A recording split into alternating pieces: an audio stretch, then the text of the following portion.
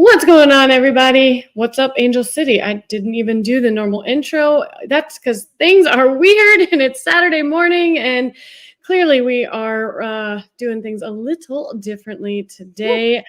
I'm Amanda, the Panda, bringing you episode 104, recapping this it's not, I guess, a win. I don't know what you want to call it, but whatever it is, this last game that we played. Exactly. We're going to bring you that, some other news and notes. But first, Nina Kiefer in the house. What's going on this lovely Saturday morning? Yeah, Saturday morning, and we're not even at brunch. I know everyone is confused. Panda and I getting things done, working hard today. She's been cleaning. She's going to go hit Orange Theory. I got work in a couple hours. Oy. It's a weird Saturday when Panda and I are not into a bottle of champagne.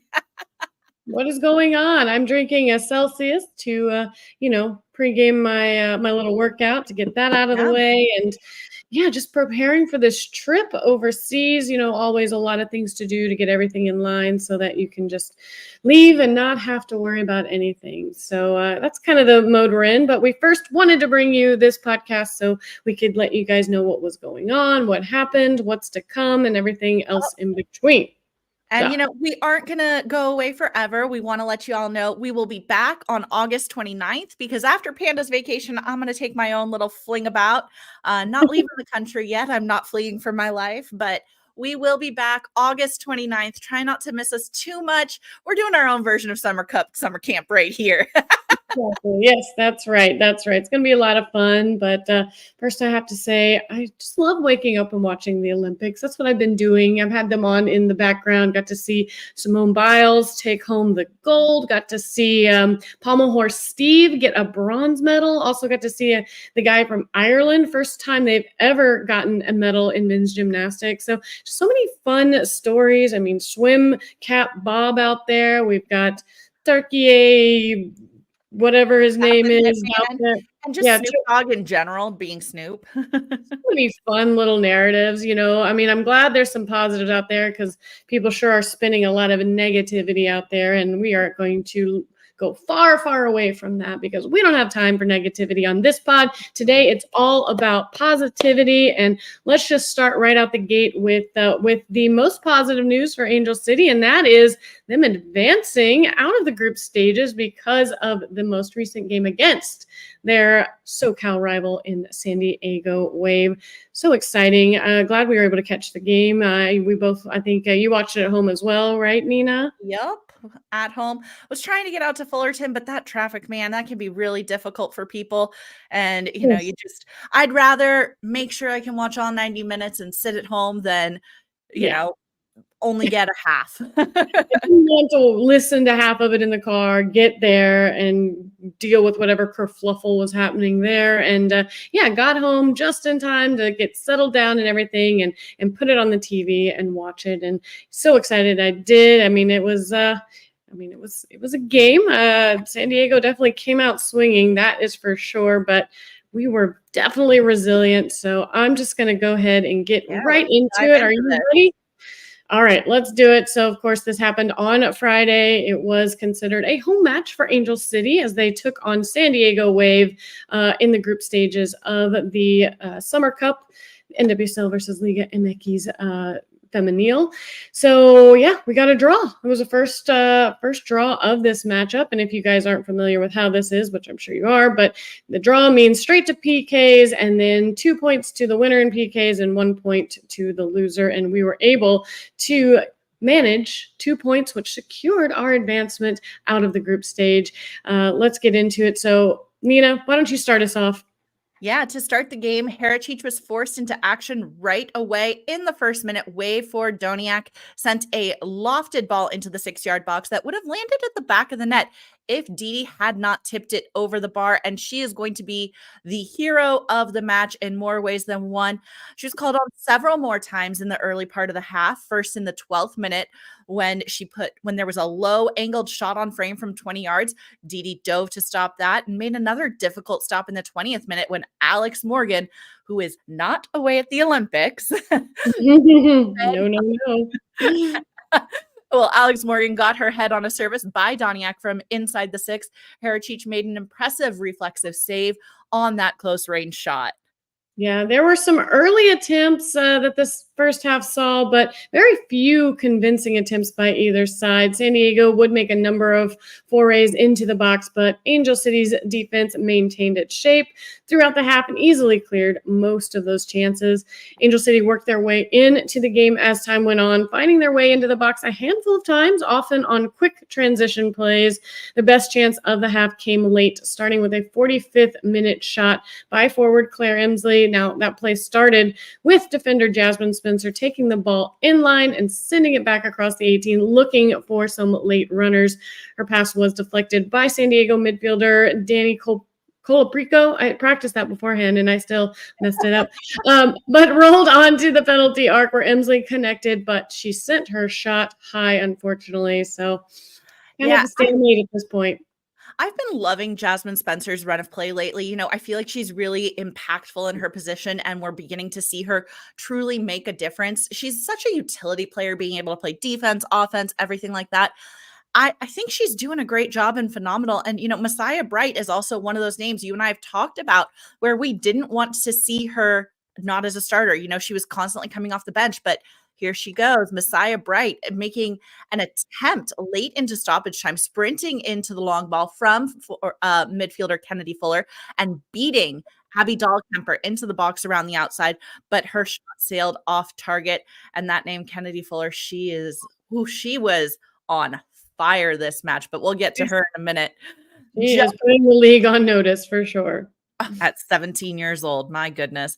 But Angel City had just another near miss when the team won the ball back on a counter pass with Spencer, lobbing the ball over the wave back line for forward Alyssa Thompson. Thompson charged into the box and fired off a sharply angled shot that hit the post. And that would be the end of the half. Pretty even, but I feel like San Diego Wave controlling a little more of the possession, Angel City not looking quite as sharp on the ball. And, let's talk about this second half, because this is probably one of my favorite things that has ever happened in the history of sports. The only time this has ever happened. It makes you go, I thought this was a professional match. Yeah, this definitely had vibes of like some kind of Sunday beer league things happening. It was such a joke. All right, let's watch it right here. The second half kicks off. Everybody is getting ready to go. And all of a sudden, away from Emsley. And the sprinklers just went on the field, surprising a lot of players.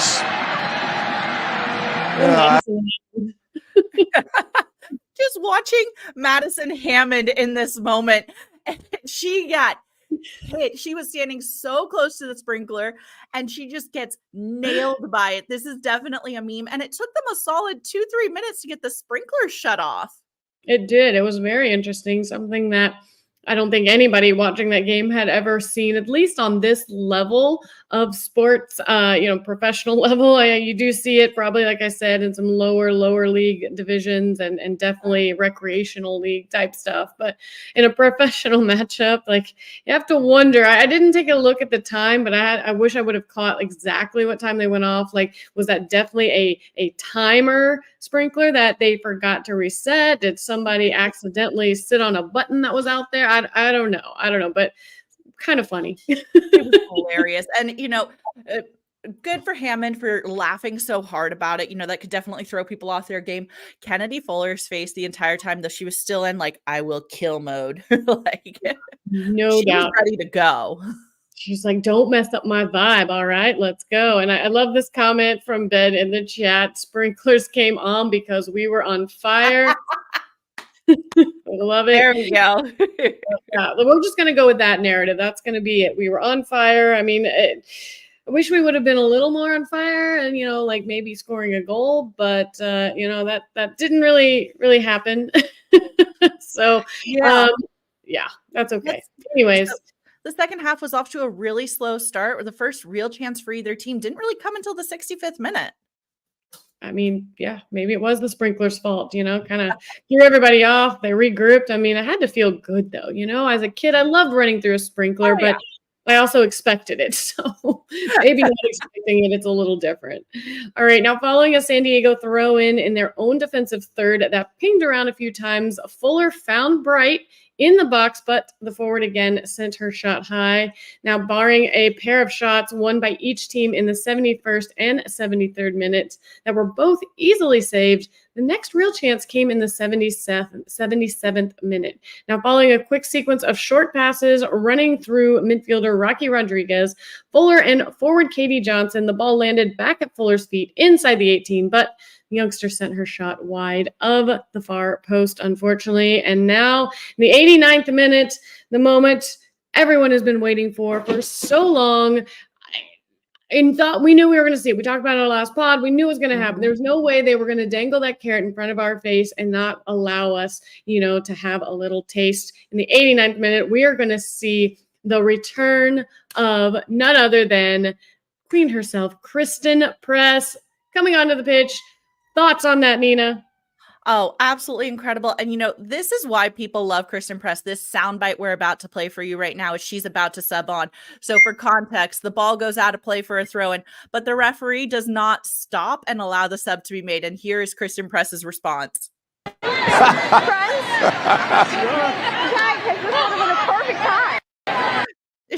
says, anybody going to put me in? Press? Because that would have been a perfect time. I love it. I love it. Are you going to put me in, friends? Yeah, because this would have been a perfect time. She's absolutely fantastic. And just the smile and the smirk with it all. I absolutely love it. I love seeing her like this. It's just fantastic. It's cute. Hello. It's cute. I'd like a sub now. Nice. Perfect time.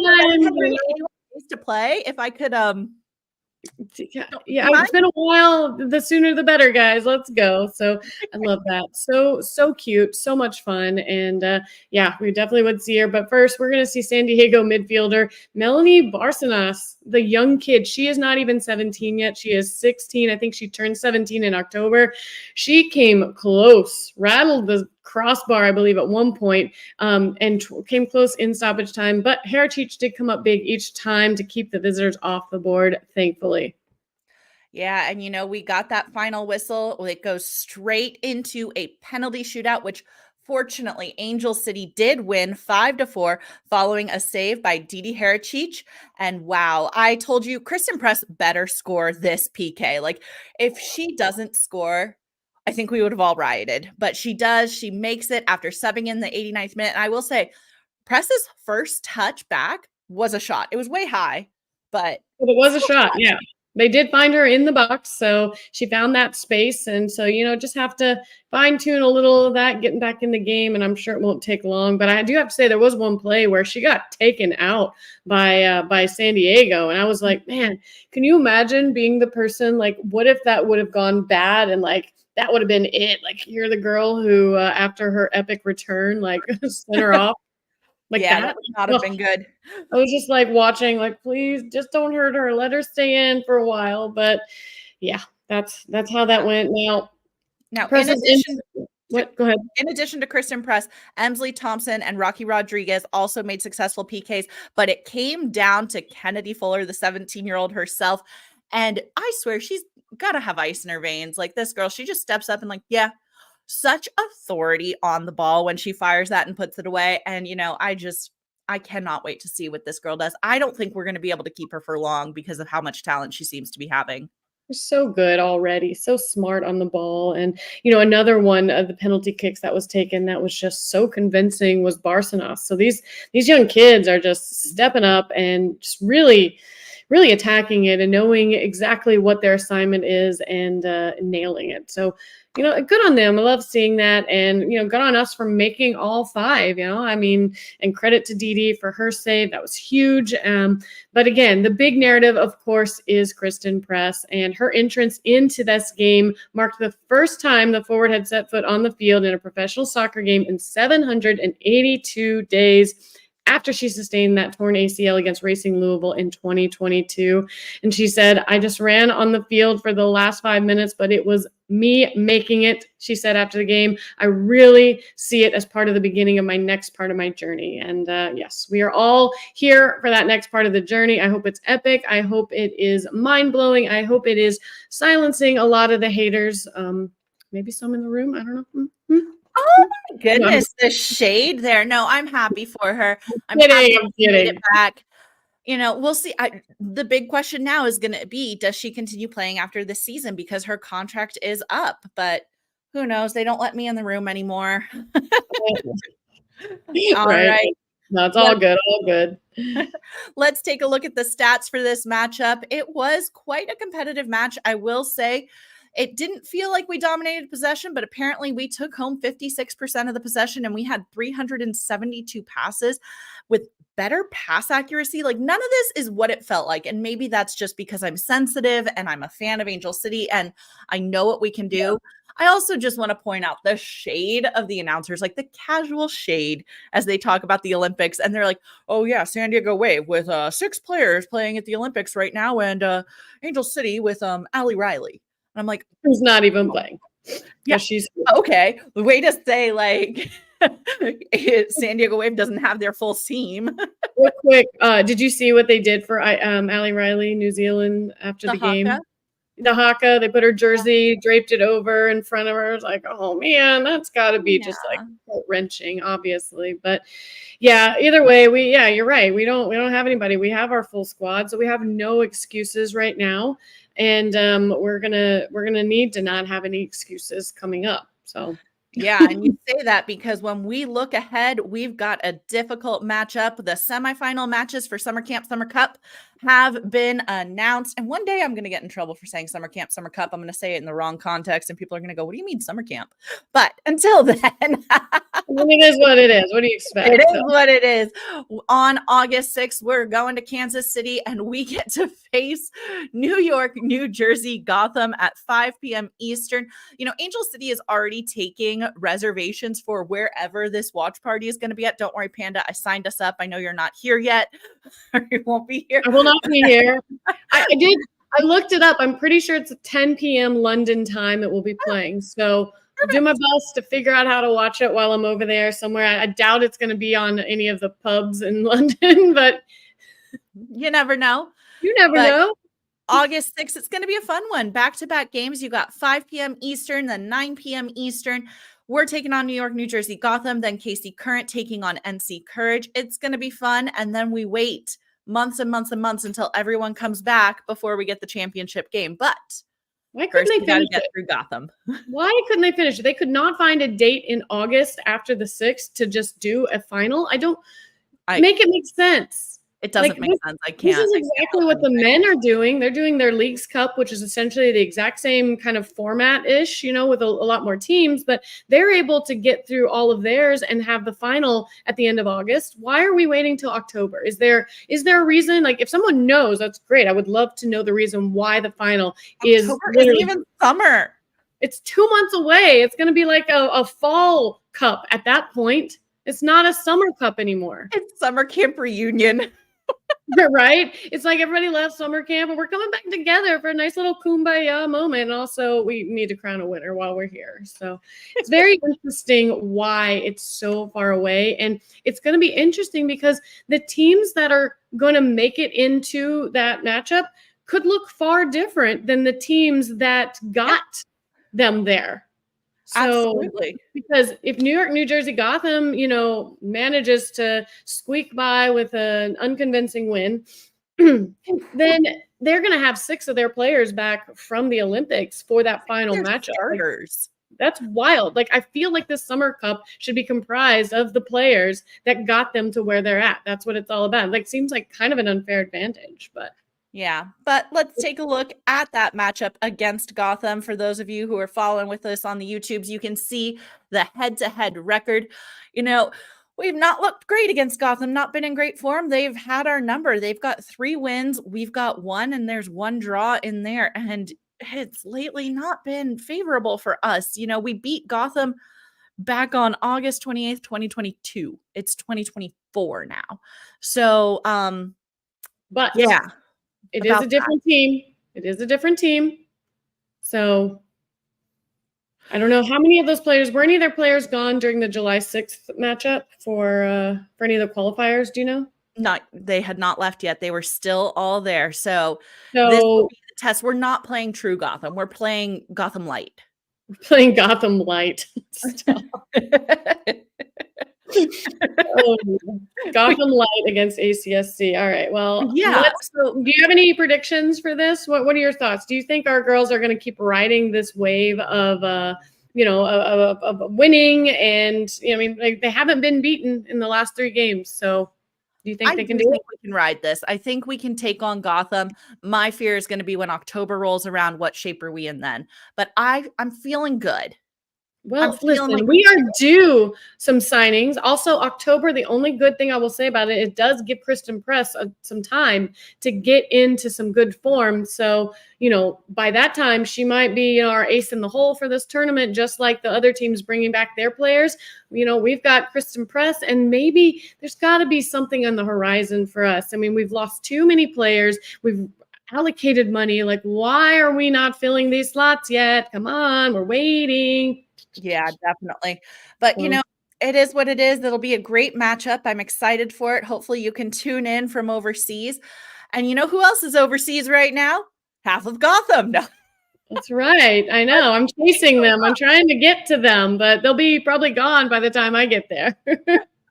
But let's take a look at what our U.S. women's national team is doing. Our Olympians overseas, of course, and with I'm not going to call it a decisive win, but it is a win.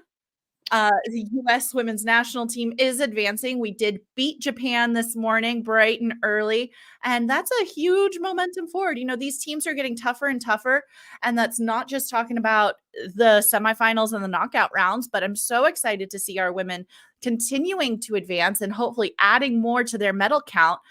USA versus Japan happened this morning, 1-0. We had 15 shots. Japan had 10. We kind of dominated possession with 72%. Like, that is a huge, huge amount of possession.